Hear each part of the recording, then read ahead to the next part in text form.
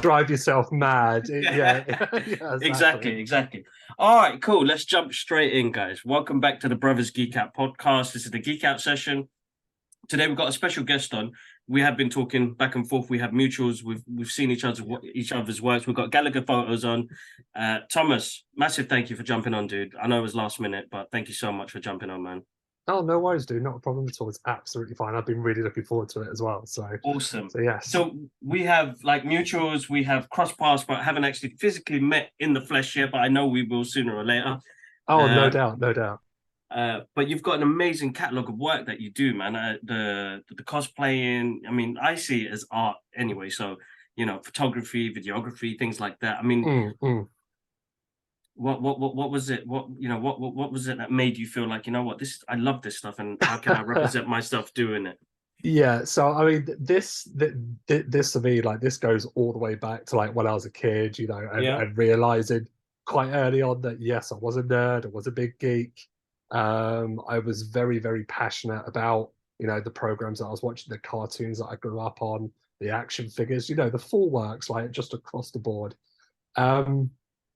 And then very, very early on, I started developing like this passion for photography. My mum gave me a really old camera, and it was like this rectangular shaped one, and like you kind of pulled it out, and then there was a button on the top, and it was ancient, but I freaking loved it. So it's just snaps of that time, and I found, even my mum went, oh, you've taken some good pictures here. I was like 10, 11 at the time, whatever it was. So yeah, a little bit later on, sort of teens now, I'm starting to develop it a bit more. And eventually I just pulled the trigger on it. I was like, right, let's see if I can do this. And then I was like, okay, well, now I've got the camera. Who and what do I take pictures of? And of course, Comic-Con, provided the best opportunity. I was like, well, here you go. These are my people. This is my jam. Let's do it. And the rest, as they say, and as everyone else now, is history, because I've just loved it, man. It's allowed me to be as creative as possible, push my editing skills, push my photo skills, and yeah, it's been a really, really fun ride. So was that like a self-learn project, kind of like a 100%? Yeah. So I've taken. I took maybe, I think it was a 6-week course in just like the very basics of photography, and I used to travel to Harrow with a friend of mine, friend of mine named Mad V. She was great, and she's also a photographer, or she was learning to be a photographer then. So she was like, look, I've just found this place. If you can make it, let's do it. Travel down to Harrow. The lessons were about an hour and a half long, and I had the most basic ass camera at the time. And they were talking about things. I'm like, I just can't do it with this camera. Yeah. But I'd done what I could. My work then was, let's say, experimental. Others might say shit. Excuse my language. It's all right. It's fine. We allow you to say what's on your mind on here, so there's no boundaries. Yeah. But it was all a learning process, and through that kind of helped me realize what my strengths were, what my weaknesses were, and then the rest of it, quite literally self-taught, jumping on YouTube, finding out how to do things, how not to do things, and the rest is purely me just going, see what I can do. Oh, that's amazing, dude. That's amazing to hear, because I'm the same. Self-taught, just was interested. Comics and the cartoons and the things we grew up with kind of just stuck with me in my later teens. And it was like, I stopped. I've always drawn, but I stopped for like 15 years.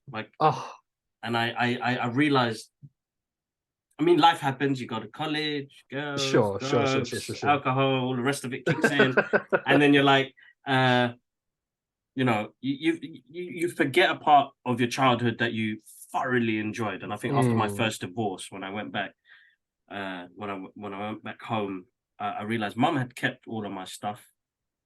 Oh, incredible. Yeah, so I was in the loft, and I went through the stuff, and I was like, oh my God, I was an amazing artist when I was 15, 16.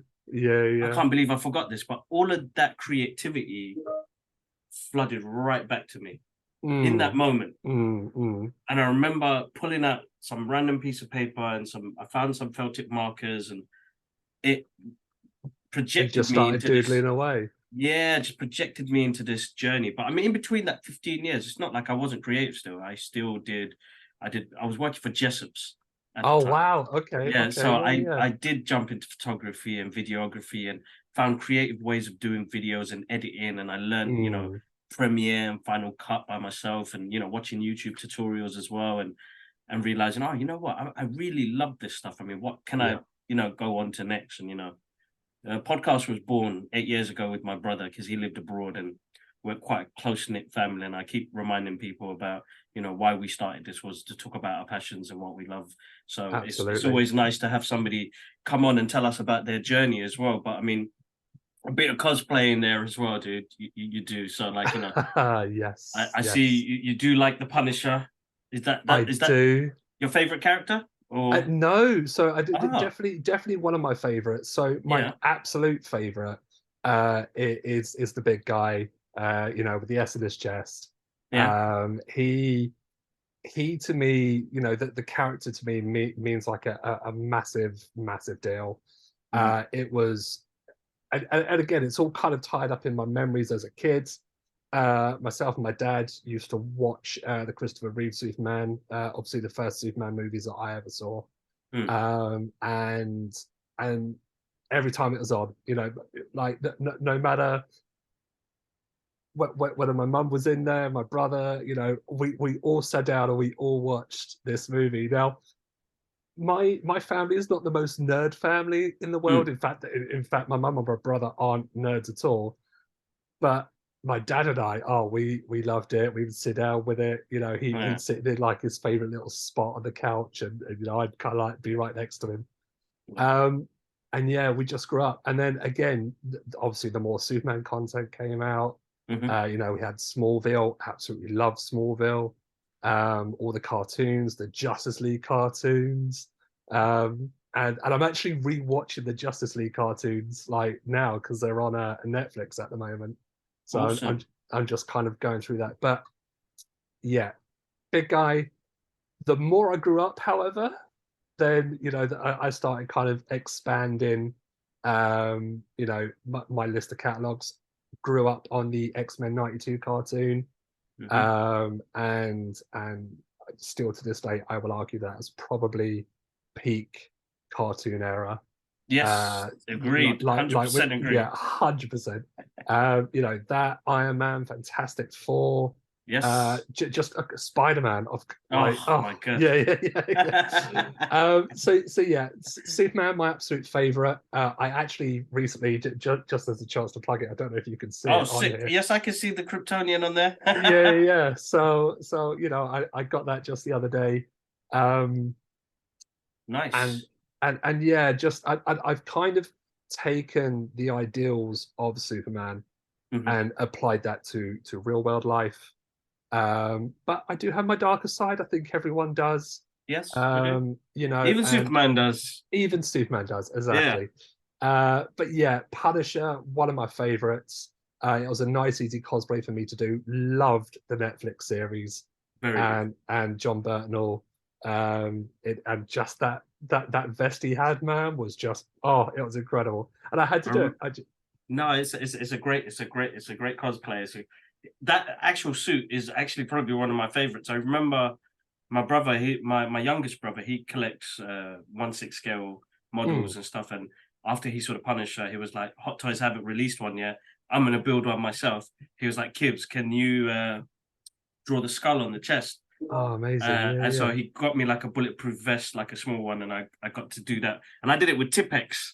I remember because I was so excited, and I was like, "Oh, I don't have no paint markers," and I did it with Tipex. But I'll show you guys an image. I'll flash it up on here. But yeah, that show was absolutely awesome, and it's a very cool cosplay. And my brother, even though he's an anti-hero vigilante guy, it's my brother's favorite. My brother who lives You abroad, gotta his be, man. favorite. He's Mm, like adores Frank Castle. mm. He's in the Crossroad. Well, they killed him off in the comic books. couple times now. Yeah. So like now they've got. Did you hear about the new one? Yeah, so I've seen the updates for the new one. Yeah. I'm a little bit behind, but I know kind of what's happening. Yeah. Yeah. I know obviously about the war with Matt Murdock and Daredevil Yeah. and Yeah. stuff Yeah. like that. So yeah, yeah, yeah. I'm It's uh, I'm interesting. I'm not too sure what to make of the new guy, but time will tell. Yes. No. And Definitely. I and mean, I suppose it's hard to let go, isn't it? Sometimes we're so ingrained with yeah, that character. Like, I mean, as Superman plays a big part in both of our lives. I mean, mm, it's the ideals we take off those characters, isn't it? It's the morality. absolutely. Yeah, yeah. It's what connects us to those characters. I mean, Man of Steel. I mean, what the first Superman is, the pinnacle of all the movies that have come out. They use it as a blueprint for whatever they Mm, do. So, like absolutely. that character does mean he's the one who started it off. I think I got my first Superman comic book at probably 11, 12. It was the John Barnes Man of Steel series. I think it was like a six-part series, and my uncle gave that to me. And all I can remember was just drawing that Superman when he leaves his mum and dad, like flying in the air. It's like probably one of the most iconic parts. I actually designed a poster that has that image because I drew it so much as a kid. Uh, Wow. so like yes, yeah, Christopher Reeve. I mean, what he did with that character as well is King. absolutely Yeah. amazing. It's I actually saw a video of like them interviewing Christopher Reeve sort of mm, back in the day, and he was talking about how um how he got into character for Superman, and how he wanted to do things, and how he was trying to be the most positive person he mm, could on set and away from set, because he realized the importance of the character. And it's like, when you've got an actor doing that, it shows that they really love the character, they yeah, understand the character, yeah, and yeah, just you can't.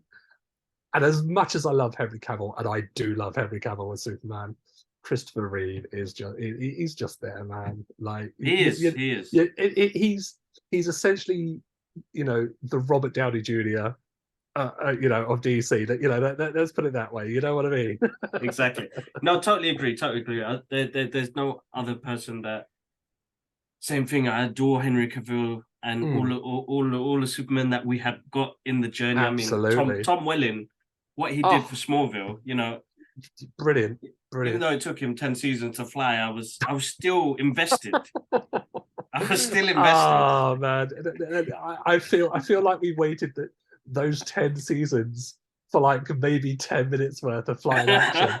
But you know what? The payoff Excuse me. was just everything that everyone wanted watching that show, and it was just No, like, definitely, definitely. re- retrospect. Yeah, of course, we wanted him to fly for like maybe season 2 or 3, but but no, seeing him in the But it's a suit, making him great, fly was exactly.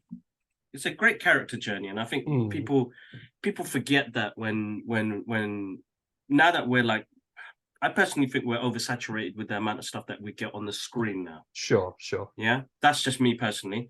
I still love it, but I still feel like we're at a fatigue of so much content coming out. And one thing I Mm, loved about Smallville was that you're not just telling me about what he is as a hero with powers, but as a human being of what he's going through on an everyday basis that I would go through as human beings. yeah, yeah. Uh, and I think people have lost the mystery in things.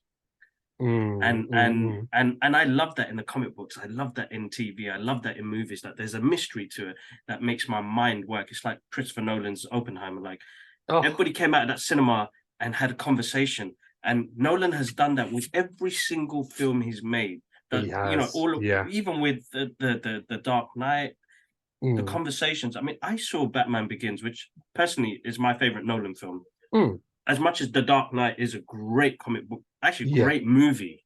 It's a yeah, great yeah. movie. Batman Begins, the way he did things in a non-linear time format, going back and forth, and talking more about Bruce and not Batman. I Yeah, yeah. absolutely adore that journey. It Uh, humanized the character like a lot.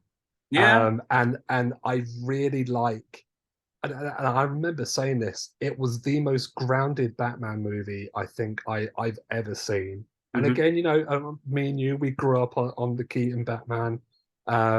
but 100% just Batman Begins, and then obviously subsequently The Dark Knight as well. Just it was just so grounded. I saw it twice in one day. Oh, like, dude, I so came out of the screen. Yeah, I went straight to the next one, right? I'm so glad I wasn't the only one. Yeah. Don't worry, but Nolan's got something amazing where he keeps you mentally engaged and visually engaged as well. So like it was like I remember coming out of that screening with my friends and I was like, fuck, I can't believe I just seen what I've just seen. I'll catch you guys later. I'm gonna go watch it again. Yeah. And I remember the person at the ticket was like, I swear you just went and saw it. I was like, I have to see it again.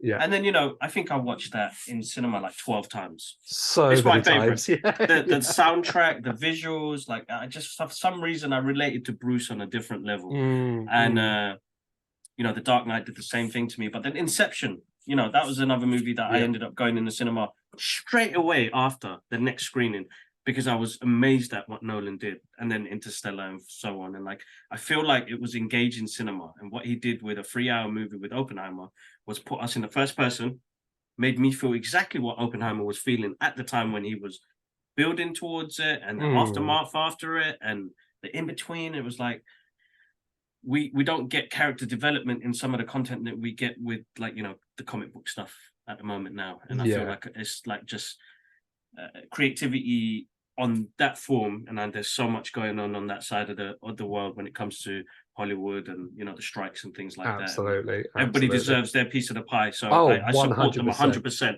Yeah. But yeah, they've pumped out so much that it loses the quality. And I think we're seeing that more now with the Disney Plus shows than what we've ever seen before.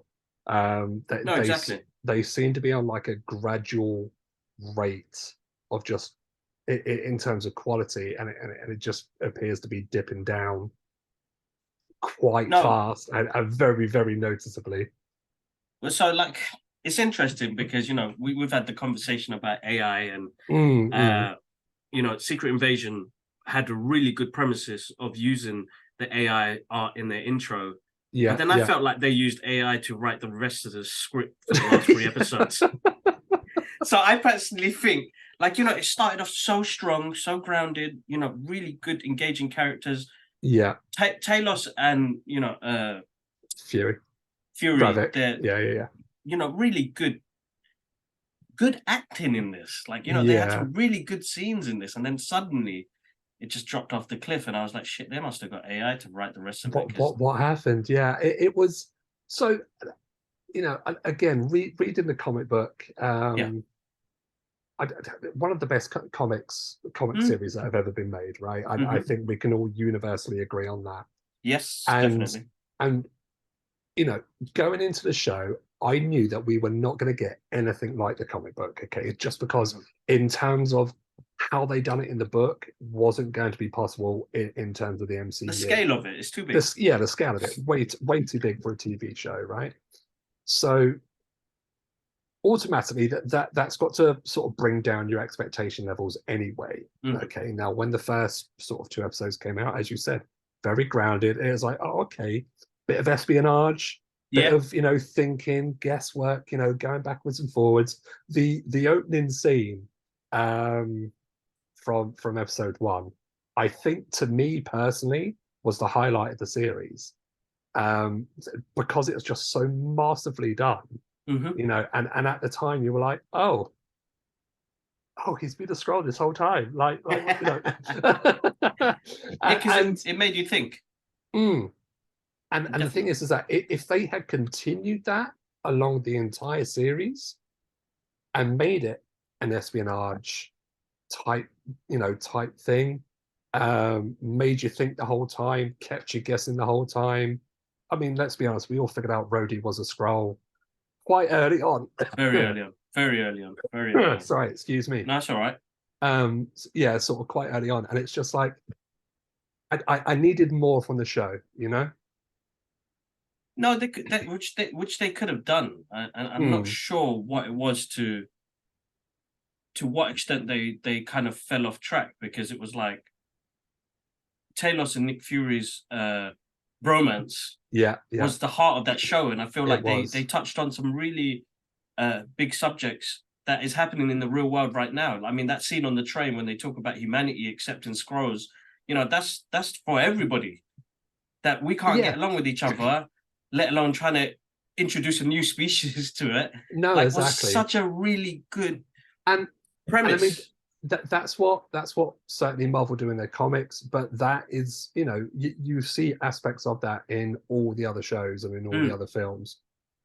But then they just kind of drop that after that episode, and then obviously Talos ended up dying anyway, and it's just like no, that was the engaging stuff. Everything that you were talking about on that train is everything that we as the audience want to, want to see, want to hear upon, want to digest it, think about our own morals and our own concerns and everything.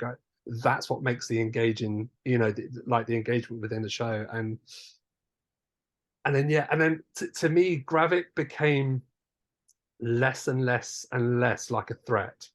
Yeah. As the show sort of progressed, the bit where they're trying to assassinate the president in his convoy, I really enjoyed that because again, it was very engaging, and the way that it was done and the way that it was shot, excellent. But there are some massive plot holes, and unfortunately, when you do sit back and look at it, and you're like, well, okay, from those couple of engaging parts that we've spoken about, there's everything else. No, exactly. 6 episodes is not enough. 30 minutes is not enough. No. To even if you ground the story, it's still not enough time to kind of explain the threat, I suppose. Yeah. Because you're doing it, introduction, first 2 episodes, 3, 4, 5, 6, 7. It's an absolute mess, and it's like Marvel have suffered that. I mean, I feel like my favorite shows that have come out of it, which felt like it had time to breathe, was WandaVision, Falcon and Winter Soldier, Loki, and I do have a soft spot for Moon Knight. Yeah. I have not many people give that a lot of credit, and yes, it had its the downfall towards the ending, and everything felt rushed. But I just Oscar Isaac's portrayal of the character and what he was going through, and grief and depression and things that we go through in humanity. It's a great way to introduce it into I mean, Marvel is supposed to represent what's outside of our window, but sometimes it's a bit too much. But I love what they did with that character. I love the suit. I love I'm a visuals guy, so when I see that, it's like I'm going to go to my sketchbook and do this drawing. But it's a bit of a weird one. Oh my god, you sneaked in. I was going to say, I saw a sneak in just pop up in the side. I'm like, oh, hello. Sneaked in. Laura, silly girl, bless her. I was wondering what's going on. There you go, guys. I've got this little bundle of joy that sneaks into most podcasts, but as long as everybody, I did an interview with Matt Reeves before the Batman came out, and it's probably one of it's a really great moment to geek out with somebody at that level, where you feel like that's Hollywood status and the rest of it. But he's your normal everyday geek as well, which is amazing. He could talk for hours. Like they gave me like 10 minutes, but he could have I knew he would have went for like an hour or two because of how much he loved that project. But in the moment, my daughter did the same thing. But because I didn't have the background blurred, all you saw was her lifting up her toy piano, bringing it into the middle of the room, and she's like, "Daddy, I'm gonna play you a song." And I was like, I'm in the middle of, and Matt Reeves was like, it's all right, dude. Go see your daughter. Don't worry. Deal with her first. Daddy first. And I was like, oh, amazing guy. But she really put me on the spot there. And I was like, she was like, I need batteries because it wasn't working. So I was like, so cool that she could sit there and play with it, and I can do this interview, and it works out really well.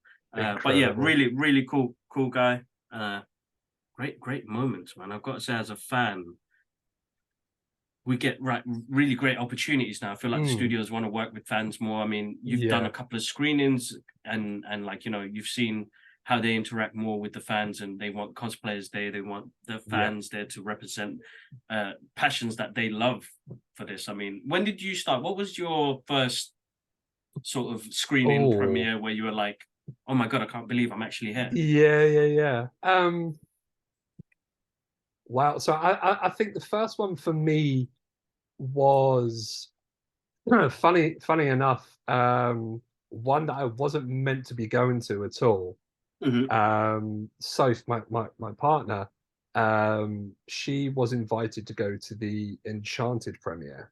Ah. I may have gone to one before that, but yeah, that's certainly like kind of the first time that I remember it, being 100% there. I was going to wait for her, I was going to go off do my own thing. She had been invited and all that sort of bits and pieces. Um, and then I get a call, and I'm sitting down in Wagamama on the South Bank, right? I'm just tucking into my food, and they're like, "So, there's actually extra tickets, and if you want to come, like, the organizer said that you can come." And I was just like, "Yeah, I'm kind of like, face down in like my chicken katsu." Um, so yeah, quickly finished that up, Excuse me. and Yeah. walk down. I think it was a blue carpet at the time. Mm. Walk down there, and it was a very surreal experience because everyone had already gone through, but fans are still there, press was still there, and then you got me looking like a sack of shit, because I hadn't dressed, there was no cosplay. I just come Yeah. in my normal clothes because I wasn't meant to be there, just walking down this carpet, and it was just me, just walking down, That's amazing. our friend who had the tickets, I obviously came out to meet me and stuff. But yeah, and everyone's just looking at me, just walking down this carpet, and I'm like, yeah, you're right. I don't know what I'm doing here either. um, but I've been to a bunch ever since, and I don't always get to go or anything like that. I just kind of I always consider myself very lucky when I'm Hmm. invited. Same. Um, but certainly a couple of the most recent ones were Across the Spider-Verse and the Hmm. Transformers premiere, and obviously Transformers is another big, if Mm. not the biggest, Yes. like thing of mine for me from my childhood. And a lot of my friends know that, and certainly one of my friends who organizes everything, he knew that, and he was straight at the phone to me going, "Yeah, we're going to do this. Let's go." Organizers have invited us, and yeah, we just have a great time, man. That's And amazing. that's kind of what it's all about. I feel it heightens the event. You've Hmm. got a load of passionate fans there, cosplayers. If we're Mm. cosplaying, um, yeah, No, it just heightens the event, I feel. no, of course it does. Of course it does. I'm always humble and excited, and Mm, there's a lot of gratitude that I give to the studios as being a fan, because you know all I offer is a fan's perspective of something, and I'm happy that I still get the content that we get now. mm, And the fact that you guys can drop me an email and say, do you want to come to watch this? Do you want to come meet this person? It's a great honor. I mean, shout out to the guys at DC Comics in the UK. You guys oh, 100%, yeah. really, for me personally, as an artist, as a person who's been a fan, well, still a avid fan of the Mm, product, that, and I never thought in my entire life, like, I'm 41 years old, that I'd be standing there with the director, talking to a director, talking to somebody that is passionate about creativity, absolutely, and yeah. and giving me that opportunity. It's unbelievable. The kid inside me is still screaming, shouting, like, "Gibbs, this is really happening." And I Yeah, was like, yeah, yeah, yeah, "It yeah, is." yeah, Like, I yeah. And, got and really. that's it. Yeah. It's that kid. It's that kid, and it keeps us young at heart. It keeps us young at Mm, mind. mm. Uh, it's just something that's still, like, yeah, it's still unbelievable, dude. Like, I keep telling, like, my brothers and my family, like, I still can't believe, I'm just your average guy. I'm your Yeah. geeky dude, Yeah, who, yeah, who, yeah, who yeah. loves this stuff. But I didn't realize that how your passion can come across to somebody and say, you know what, look, Mm, this guy absolutely adores this. We need him here. I think he'll have a great conversation. And we did. I mean, I got to meet Angel, for the director for Blue Beetle. We mm. ended up partying the whole night, and it was his first time in London, and he didn't realize how much of the culture that we take on when it comes to his Hispanic side, Mm, his mm, Hispanic side of what we grew up on Cypress Hill and all of that stuff. So he's absolutely, got yeah. these great references that he came up with, and he's a big fan of anime, he's a big fan of the X-Men, and it was like, I'm geeking out with a guy who's just directed this Yeah. $100 million $100 million movie. movie. Yeah, yeah, Yeah, yeah. and then we started talking about anime, and like I went back into my background of like the Fist of the North Star and the Oh, Guyver, yeah, and I yeah, was yeah. like, dude, like when there are some things in there that remind, like I think Blue Beetle as a character reminds me of the Guyver. Guyver was the Sure first thing. character that I kind of related to, and then it was like, I think, what was it did I watch? It was the one with Mark Hamill, Mutronics. They called it Mutronics. They Yeah, changed it to yeah, Guyver yeah, later on. They sold it with his name, and I was like, what happened to him? And he just played this really small role in it. But yeah. I fell in love with the suit. The suit Mm. looked amazing, and then you had David Hyatt do the Dark Guy, Guyver Dark Hero, and I was like, this is so awesome. It's unbelievable. And having a conversation about Dragon Ball Z and stuff like that to somebody who's done a project like that, it's truly inspiring, because Yeah. it's not every day you get to have a conversation with some.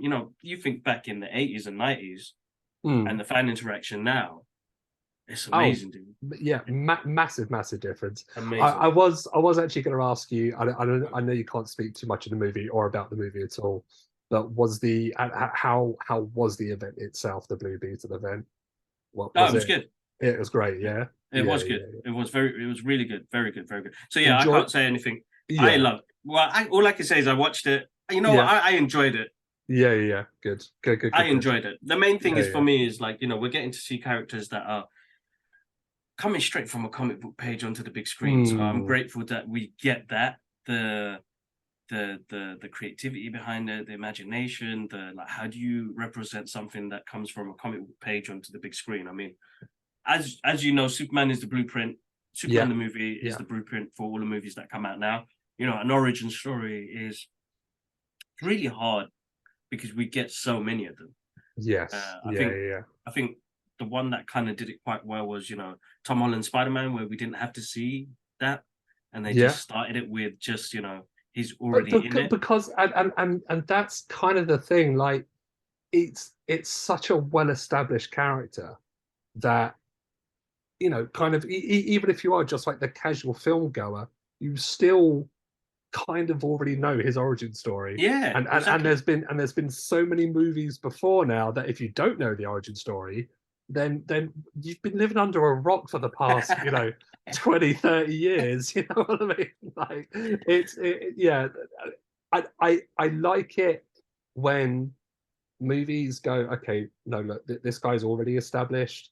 Maybe we can have some throwbacks to it in the movie, but Mm, we don't need to dedicate the movie to that moment. Yeah. to the entire origin, because No.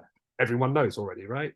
Exactly. Um, Exactly. and obviously with certain characters like Blue Beetle, that's probably what they've got to do, because he's not certainly as mainstream as say what Superman, Spider-Man, Batman No. are. No. No. And as you said, because he's quite literally jumping off the pages of the comics now to the movies, they're going to have to explain who this kid is, right? Mm. For the casual moviegoer. Yeah. Um, Exactly. but Exactly. but yeah, I like it. Um, Batman Begins, you mentioned it earlier. Again, not so much of an origin story, No. but very very earlier on, in his career, I adored the movie. That was another movie which I ended up seeing so many goddamn times because it it was just the music, the chase scene, Yeah. just it was incredible. And I like it when a movie does that. Doesn't focus so much on the origin, have throwbacks to it, sure, but go, this is your character, this is who he is. Doesn't matter how he got here, really. This is who he is now, or she is now. Let's go for it. Let's just run with it and see what kind of movie we can get. And I I think know it's again, good. They're I good. think me and you can agree the Batman was an incredible movie. Oh, dude, like Yeah, insanely good. Like yeah, insanely. Like the only thing I wanted more was the narration. I don't know yeah, why. It just because it yeah. had that sort of It noir was feel so to it. different. Yeah, So I it was was like, you so know what? different. Like my brother, he loved that beginning. He was like, that's what got me engaged. As Mm, soon as he started talking about, the night, I was like, shit, this is awesome. yeah, And it's amazing. I mean, you got a guy who, like, Matt Reeves has put so much love into the character. Like, I'm a big fan of Nirvana, and I was like, you had Bruce Wayne listening to Nirvana while he was taking his costume off. I was like, Yeah, this is yeah. insane. I was Incredible. like, I was one of my questions. It was like, what was it that made you think, like, I'm gonna put this track right here. This is gonna be his song. And he said the same thing. It was while he was writing that script, he had that track on repeat, and he was like, this is perfect for this Batman. And Yeah, he just yeah, put yeah. it in there. And I was like, it's amazing that you could take out elements of your creative process and pop it into the script as well, which is really good. No, absolutely amazing, absolutely amazing. And it's so one of few people that can incorporate things like that into movies. I mean, I think George Miller, what he did with the Mad Max series was absolutely amazing. But to Yeah. bring back Mad Max Fury Road into a story which is just thrown out there into, I didn't have to know much about, even if you didn't watch the previous movies. This guy has just thrown me into a race right now. My heart was Yeah. pounding in that movie. I think I watched that a couple of times in cinema. I loved what George Miller did in that. He encapsulated like this moment in time, like lightning in a bottle, dude. Like, it's like Yeah, very one of much my so. favorite films in the past, that decade anyway, when it came to action, because it was like and the colors, and it's a beautiful movie. And Oh, even in black stunning and movie. white, Yeah. the black and white version they brought out is stunning as well. So I'm starting to enjoy the noir look in movies. I think James Mango did Logan in black and white as well, which is amazing as well. Another great, I wouldn't even call it a comic book movie. No, you not. wouldn't, but it doesn't need to be a comic book movie. No, it doesn't. It's just a great in-depth character, and when you do that character right, and you film it as a very particular way, and again, the black and white version of Logan was just chef's kiss. It really was. It was stunning. And yeah, and that's it. Just don't focus on it being a comic book movie. Just have this really engaging character, film it in a very particular way, a very particular style, and you will have the audience flocking. You know what I mean? Like that, they will want to eat it up, see it several times. That's where the Matt Reeves Batman. That's where that succeeded. It was so different. And again, the Nirvana song. It was such a different side to Batman that we had never seen before. Exactly. The narration, we didn't really get that. And they either focus on it being a superhero or an action movie, and it's like, well, actually, no. If spend a bit of time, do something different, and it will just capture us. And it did. He's a detective. It's what we want to see. He's a detective. Exactly. He does detective stuff. Come on, let's see him. Let's see him do that. And yeah, something that I remember coming out and be like, that's not anything that we've seen before. Nothing like we've seen before. No, nothing absolutely. like we've seen before. So it's amazing that we got that. I know we jumped into like the movie scene and stuff like that, but a couple of premieres and screenings that you've done. Sure thing. With your photography, and you do a lot of the Comic Cons, and what is it that inspired you to kind of like say, you know what, I want to take pictures of people? And I know Comic Con was the place, as you said at the beginning, where it was like, these are my people, this is this is my shit. This is my jam. This is my jam. Like, this is what I want to be doing. Like, I mean, how do you, like, when it comes to picking characters, and when you do Comic Cons, like, you've got a special, you go to a place, you set up, you let people know you're there, and you take photos? Is it like that? Or so it's really changed and adapted over the years and time that I've been doing it. So when I very first started going to cons, when I first started taking my photography seriously, I was going, I was having like this internal sort of thought monologue with myself, going, okay, well, now what do I do? How can I take this further? How can I develop my skills? How can I keep pushing myself? Yeah. And I do a lot of street photography as well. So very, very often I'll go somewhere, usually up in London for the moment, just to inflation and cost, blah blah blah. But yeah, go there, take pictures of buildings, people, whatever I find eye capturing, that's what I do. Um, and I could have carried on doing that, and I'm sure that could have, you know, I could have really built on that and stuff, and I still do. But at that time, I was like, right, I wanted something a little bit more eye-catching, color, something that's going to interest me, um, and that's kind of where Comic Con came into it. And when I first started going there, I was a little bit of a nomad, always wandering around, not in any fixed position, asking people if they wanted their pictures taken, all that sort of stuff. Yeah. And there was a few people that took me up on it. I met a whole bunch of photographers at my first con, and that was great. Some of which I'm still friends with nowadays.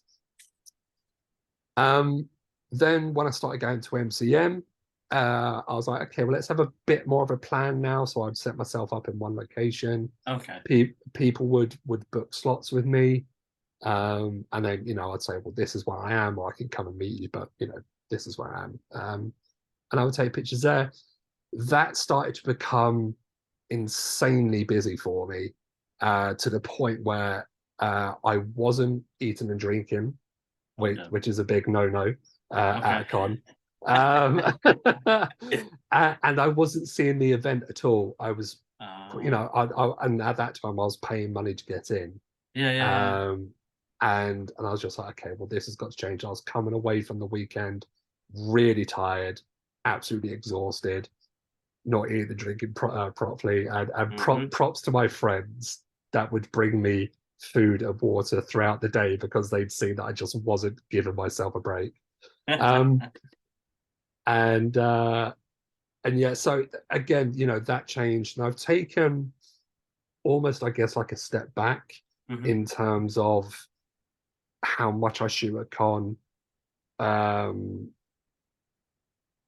Me dedicating time. I'm much more now. Okay, if you want to shoot with me, that's cool. Just come and find me. Or say, drop me a message, go, hey, where are you? And I'll tell you where I am. And that, just like that one tiny thing, has now helped me enjoy the event more, see the event more, and reduce the workload from the weekend as well. No, I don't blame you, because editing is hard. It's mad. it's editing is hard. Yeah. Excuse me. But I still enjoy it. I've still got a backlog of photos, but that's more because there's a technical problem on my end. Okay. And I don't know whether you've noticed, but on the video it looks like I'm looking up rather than down at the camera here. But that's because this is my laptop camera, but there's nothing on my screen. Like my screen stopped working, so I can't really edit photos. So I have to hook it up to the TV for the moment. Okay. But because it doesn't actually accurately reflect what's on my screen, the colors, yes, that's right. The colors, and I've tried calibrating it, and I've got it as close as I'm gonna get, but it's still not the same. So that's held me back quite a bit. And there's obviously a cost, and of course there is. No, I totally understand you. Color. I remember those days, man, trying to like collaborate my screen to get the right colors and stuff like that. And now I've moved on to like digital art form as well. Like I've realized, like, I do a massive sketch on there and, like, spend 8 hours on it, and then suddenly print it and be like, what the fuck happened there, man? They say these Wacom screens are collaborated like straight away, so you see true colors. No, man, I had to go in there and sort it out myself, because I was like, man, this just came out so wrong. But I totally understand that. But yeah, I mean, there's a cost involved into it, which isn't great at the times we're living in at the moment now. It's a hard graft for everybody, and I know people are starting loads of stuff along the way, and you're gonna have your ups and downs on your journey, guys, because as you were saying there now, like, when you were at the Comic-Con and you were shooting consistently and not having a break and not hydrating yourself, and I mean, the post blue cons that you had, like the con blues that you have after, like, it plays a big part to us, because I was the same. I used to sell toys at Comic-Cons. I did it for, I think I did it for like 5-6 years. and then the costume went up, and then the toys weren't selling, and then everybody did the same things at the same stores, and it gets draining. And the thing, cons are really busy. Like Friday, it's all right. Saturday, heaving. Sunday, Mad. it slows down. Yeah. It's hard to kind of control the peaks of your emotions in the process. But yeah, you're not eating, you're not drinking, but uh yeah, it was a tough graft. I mean, now I just go there to actually just enjoy the cons, catch up with people, and And that's, yeah, and that's pretty much it. Um it's certainly, after COVID, the first proper MCM back, that was a massive feel good weekend. Everyone was so glad to see everyone. It was the first big event, return to normality and form and all of that. And it was so good. But then certainly after that weekend and every subsequent one after that, it's just been a massive, massive slog. It's been so busy, and it's just, again, the steps that I've taken yeah. are more so to make sure that I'm enjoying the event. Mm. I'm protecting myself from burnout, and just kind of managing Of course, of everyone's course. expectation, No, for why I'm there. best way possible. I don't blame you. Like, that first weekend back at Comic Con, I left within, I think, 2 hours. I was Really. overwhelmed. I felt the Mm, anxiety kick in, the claustrophobia kicked in, and I sure. mean, there's one thing most of the cons do. They do love overselling some tickets, but Oh, they do. Yeah. it got me, and it's weird. I've never been like that. Con was always the place where I'd love to be, and my peoples were there, and Mm, I'm speaking to different artists like that come into comic, in the comic alley, artist alley, and I geek out with them. I talk, we do sessions, and I ask for advice and what I can do to make my artwork even better. But that day, absolutely. my emotions really, it flooded me, dude, and I was like, Yeah. oh my god, like this is what happened after COVID. Is just how I feel because I've been at home Mm. all the time. I'm much better now though, but I know how much of a big part it plays when it comes to mental health as well. I mean, Oh, massively. Yeah, yeah, yeah. it's uh, it's hard because I know sometimes we can be, most of us could be extroverts, some of us are introverts. It's a weird transition from from where I was when I started my journey to where I am now. I feel Yeah. like you know I've networked more with people now than I did, years back. But then it's the people I can relate to. Yeah. We Yeah, have a yeah. common ground. We maybe And not like the same superheroes, but yeah, we find yeah, common yeah, ground. yeah. And it's also, and I guess it's also in like a more controlled environment as well. It's not Exactly. just, in your face, Comic Con, whatever the case may be. It's now, okay, well, no, we can, we can talk on a one-to-one, you Yeah. know, quieter scenario maybe. Yes, that's right. That's right. Or even when going to premieres, it's like, yes, okay, we've got all of the madness outside for the event, but you're still able to speak to the people from the movie, engage with them Yes. at least on some level. Yes. And yeah, I like that. Yeah, same here, Yeah. same here. Because it gets overwhelming. I think when we met, I'm butchering his name, and forgive me, Angel, if you're hearing this, but No, I know it's pronounced in a different way, but it's spelled Angel, so I'm gonna call you Angel, dude. So it's all right. Uh, but like, yeah, it gets overwhelming. You do a day, you do 2 days, and you meet, you yeah. geek out, and then back to reality slept when I went back to my work. The next day, I was like, oh man, I'm feeling it right now. This is Yeah. but then like it's the experiences you take on and you go kind of go from there. But I mean, me and my brother, we're quite big or advocates of mental health and mental health as well. I Mm, mean, mm, for you, when you, as you said, you're bogged under with so many projects at the moment, and the amount of workload you've got, and the images you've got to edit still, and it probably plays on your mind. I mean, just to mm. give some feedback to the listeners and the audience, were like, how do you, we have our bad days, that's just Of course, of the the course. the Yeah, the yeah. the nature of it. How do you deal with some of your moments when you're like thinking, oh shit, Oof. Okay. So, I mean, I won't go into too much detail, no, but no, no. certainly the beginning part of my year was actually very, very tough. Mm, And I think well, I can tell you for a fact, my mental health was non-existent. hmm And I bits and pieces happen. I've had therapy. I'm kind of back to, as you That's can good. see, back to a level where I could do this. That's good. That's good. Good on you. Good on Yeah, you. Good yeah, on you. absolutely. And that was important for me, but it it was a massive eye opener for how I deal with things, how I choose to approach things now. Hmm. Um, and yeah, photo editing is plays a massive part of that. There are so many things that I want to go do. Mm. I actually was the director of photography for my first indie film project, really. Um, Nice. and that was a little while ago, and it's someone that I've shot with before. Doing photo work, and she was like, "No, absolutely, I'd love to work with you. Let's do it." And it's for me that came after, like I said, the beginning of the year, and I I look at myself now going, okay, well that side of me was back then.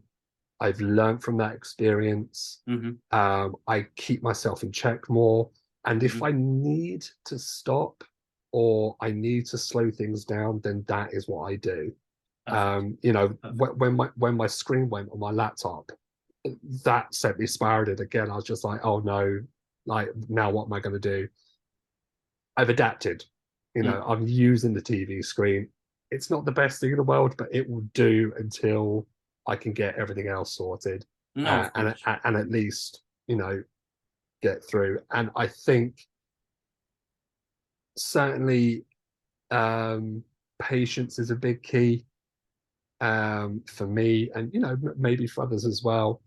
But to have time with yourself, to be realistic with yourself, I think it is another important thing for me, and to not be, and I'm very very guilty of this, as I mentioned earlier, trying to be a people pleaser, Hmm. in the sense of trying to meet everyone else's needs before meeting the needs of Yourself. me, No. and that's again, I took steps before everything happened. I've reduced my workload. I do things a certain way now. I've, certainly at cons, it's come find me if you want to shoot with me, Hmm. but there's no booking slots or anything like that. And Okay, good. you know, that's helped me up here. I don't Mm. walk away with so much con blues now. I certainly don't walk away nowhere near as exhausted as what I used to be. And yeah, and that's what it is. Just applying that to more real world. Just be realistic. Be patient with yourself. Hmm. And I think that's how I am going to continue to move forward. Work smarter, not harder. That's right. Exactly that. Exactly that. There it is, guys. There it is, guys. That's amazing. Listen, dude, I could go on. I know Oh, we'd go no on for doubt. Yeah, hours. no doubt. Without Yeah, that, yeah. I think what we could do on the next episode, which would be great to have you on, is whatever movie we see next, Mm. give it a nice little breakdown.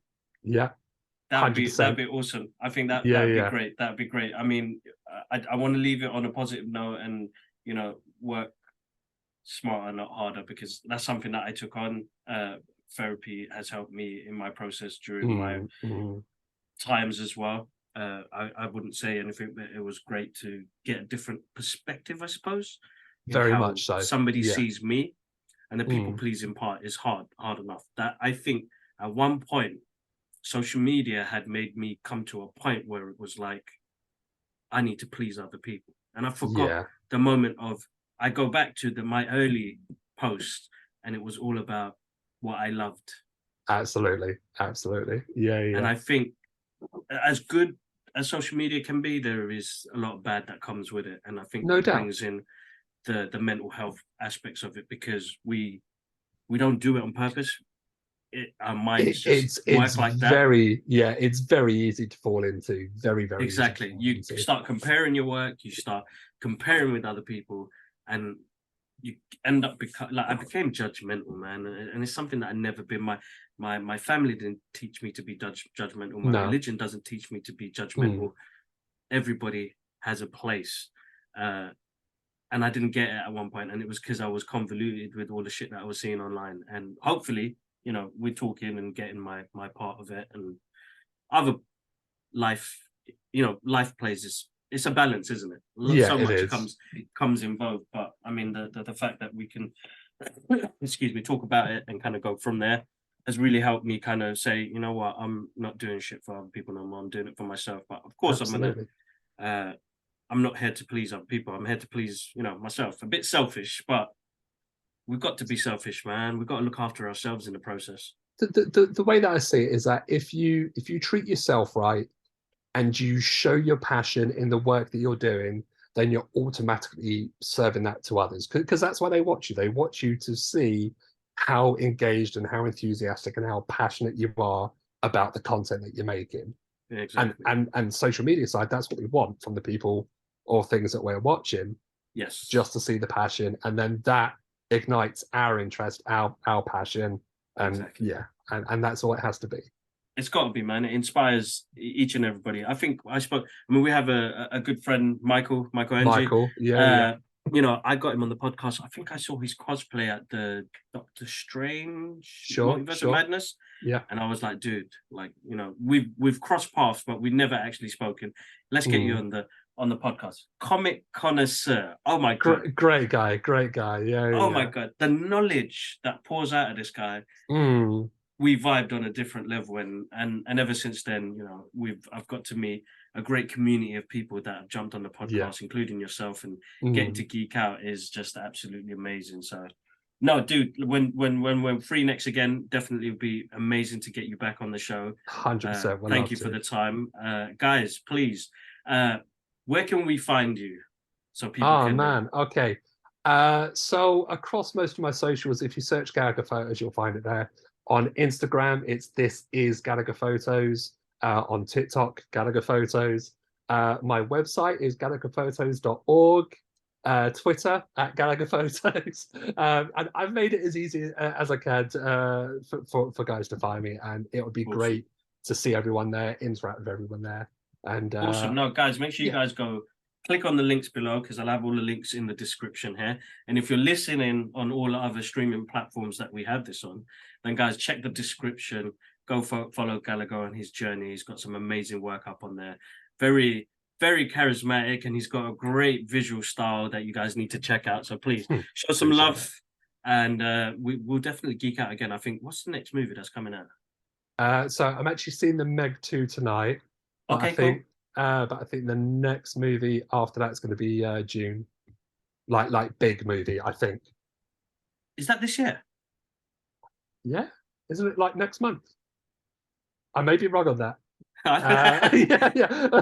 I thought it was this year. I thought it was like I feel like it's this year as well. Let's see, June 2 release date. I feel like it's this year as well. I thought it was next month, No, like you know what? September. You're right. You're Yeah. very right. You're very right. It comes out 3rd of November. Hey, there you go. And then it's Yeah. the Marvels after that, right? Yes, that's right. Yeah. So Yeah, yeah. Oh my yeah, god.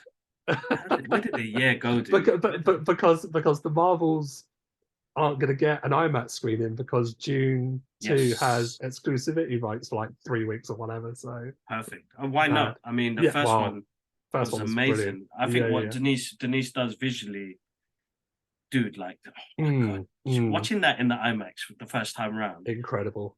Hans Zimmer's soundtrack, the Yeah. sounds, you know what? Like, it's if a book can, and I know I mean, when they've had to change quite a lot again, Yes. Yeah, yeah.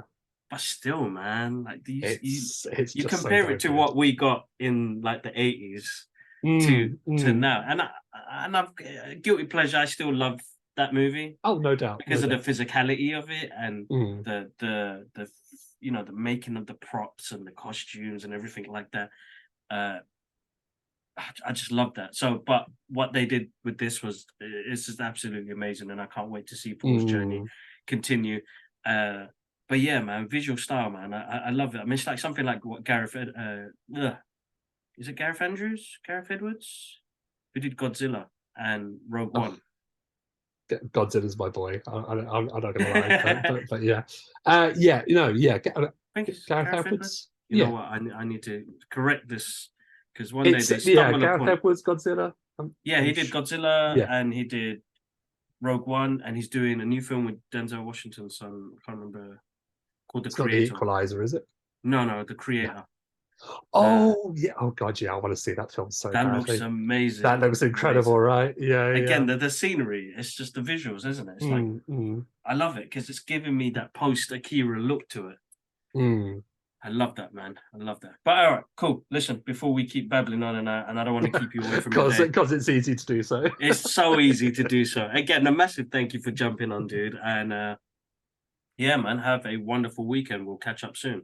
No doubt. You too, dude. And yeah, thank you again for having me.